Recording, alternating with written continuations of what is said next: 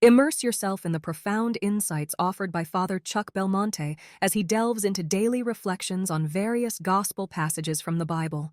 May 15th, Thursday. Why is God always so silent, so far away? Why can't God just come down and talk to me like a regular guy? Here's the problem. If God showed up as a regular guy and said, "Hi, I'm here, you said you wanted to talk," what would you do? Wouldn't your first reaction be, "You're not God. You can't be God. You're just a regular guy. You're just walking on the ground, and you're getting sweaty in the hot sun. You're not dazzling white, and you're even kind of scruffy-looking. Well, you said you wanted to talk to me just like a regular guy, so I'm a regular guy." "All right," says God. "What would I need to do to show you?" "How about some miracles?" you say. "What kind of miracle do you think would convince you?" asks God. "Maybe you could zap some people with a lightning bolt," you say. "That wouldn't show that I'm the just, loving God of the Old and New Testament. That would only show that I might be a subordinate deity like Zeus or Apollo." "Oh, right," you reply. "Well, how about making a big volcano or a massive earthquake right here in town?" "So now you want me to kill even more people," says God, "destroy countless homes, unsettle the delicate balance of nature?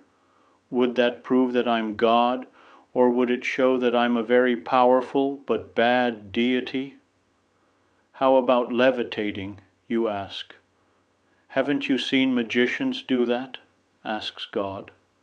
"And do you want to know whether I'm God, the creator of all things, or whether I'm a Marvel superhero?" You see the problem? What could the incarnate God do or say to prove to you that he is in fact God, and not some person or being pretending to be God? Although you say you want him to be a regular guy, his being a regular guy makes it difficult, if not impossible, for you to believe that he is God. And if he does certain godlike things like zapping people or showing off his divine power, this would prove that he isn't the wise, loving God of Christian faith, but a demon.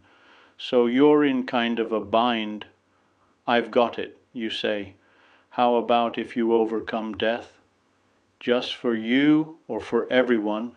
asks God, having become wiser to the fact that if you say, "Just me," and he says, "Okay," this would show that he is an evil deity, tempting you, not the God of all goodness.